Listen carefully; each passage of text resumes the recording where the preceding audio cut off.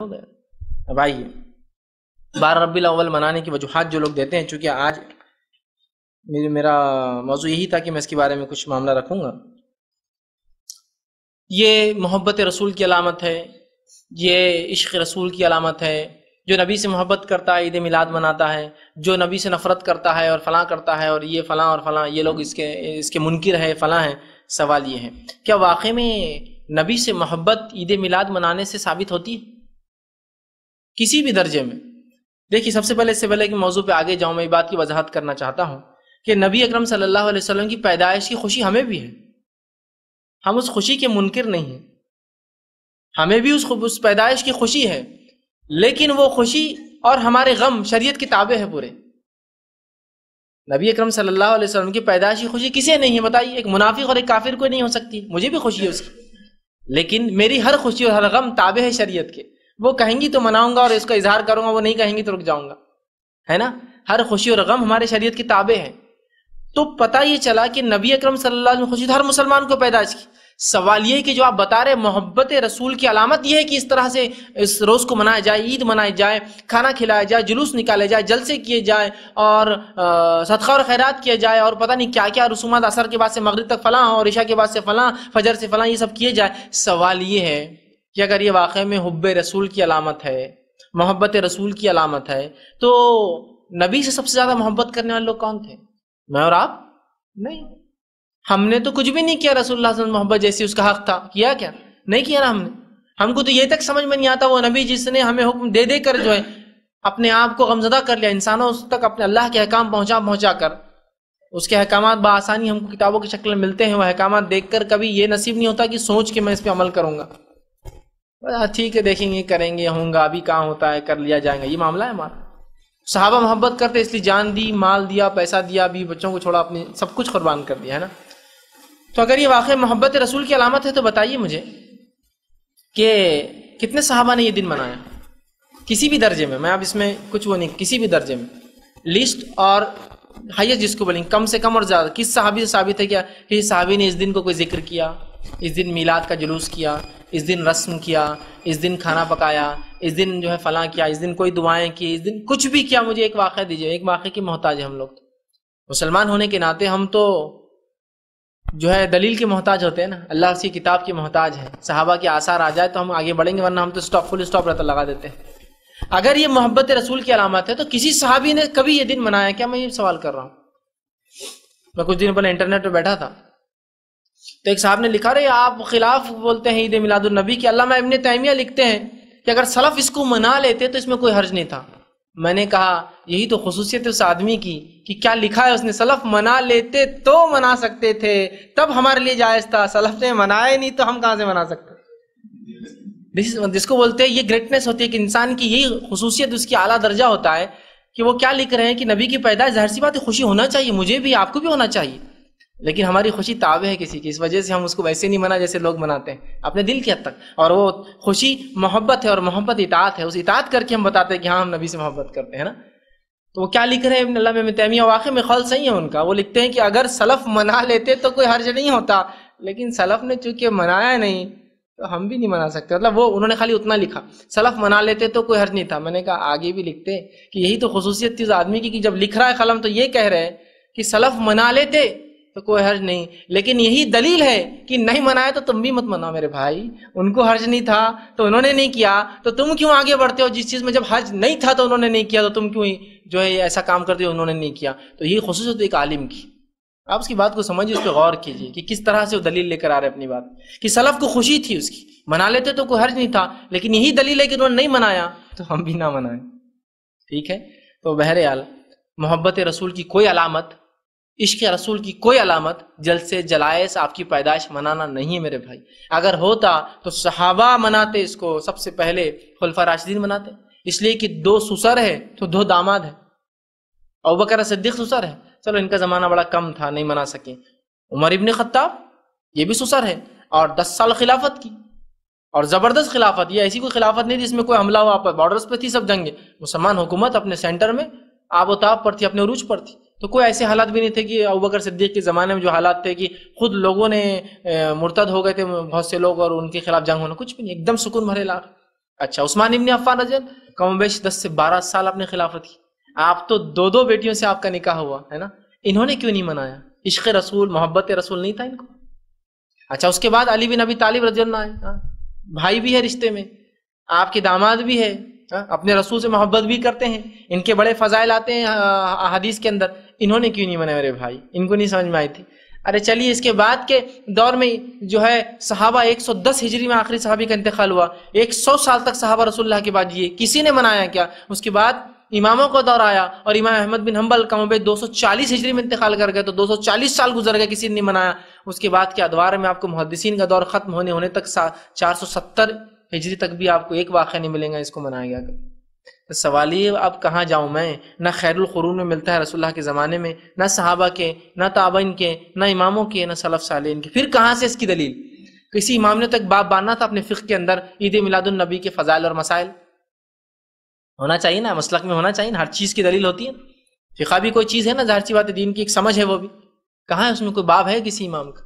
تو یاد رکھیے یہ سب خرافات ہے، یاد رکھیے، اس لیے کہ آپ مخالفت میں کر رہے ہیں اللہ کے رسول کی، آپ نے کبھی نہیں کی۔ نہیں نہیں نہیں نہیں نہیں، آپ غلط ہے، آپ غلط ہے، اللہ کے رسول صلی اللہ علیہ وسلم یہ دن منایا۔ اچھا کیسے منایا؟ حدیث میں آپ نے فرمایا کہ میں پیر اور جمعرات کو روزہ رکھتا ہوں، اور پیر کو روزہ اس لیے رکھتا ہوں کہ پیر اور جمعرات کو نام عمل اللہ کے پاس پیش ہوتے ہیں، اور میں اللہ نے مجھے پیر کے دن پیدا کیا تھا۔ دیکھیے دلیل ہے۔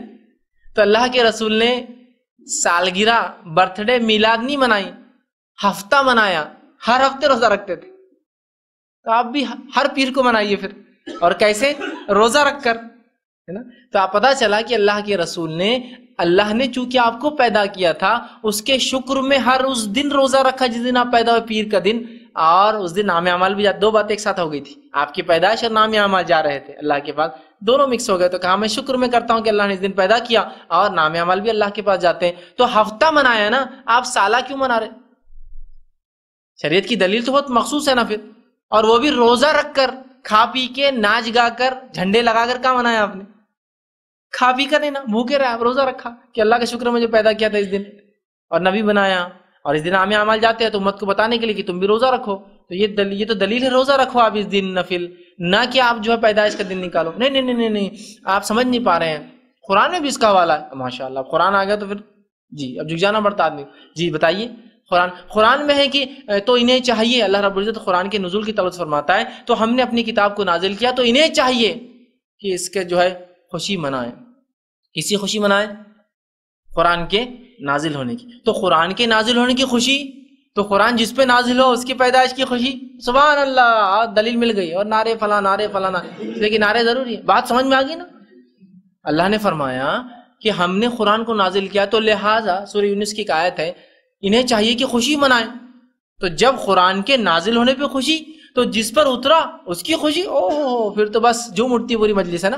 فلاں، اس لیے کہ آپ کو سمجھنے دینا ہی نہیں ہم نے، جب تک آپ ہماری جیبیں بھر رہے ہیں، ہمارا پیٹ بھر رہے ہیں، تو ہم نے آپ کو سمجھنے دینا ہی نہیں ہے۔ سمجھ رہے ہیں بات کو؟ جاننے والوں نے آپ کو سمجھنے دینا ہی نہیں کہ کیا ہے، بس آپ لگے رہیے بس نعرے واروں کے اندر، کچھ مت سمجھیے، تو لگ گئے اس میں۔ اچھا بات تو صحیح ہے۔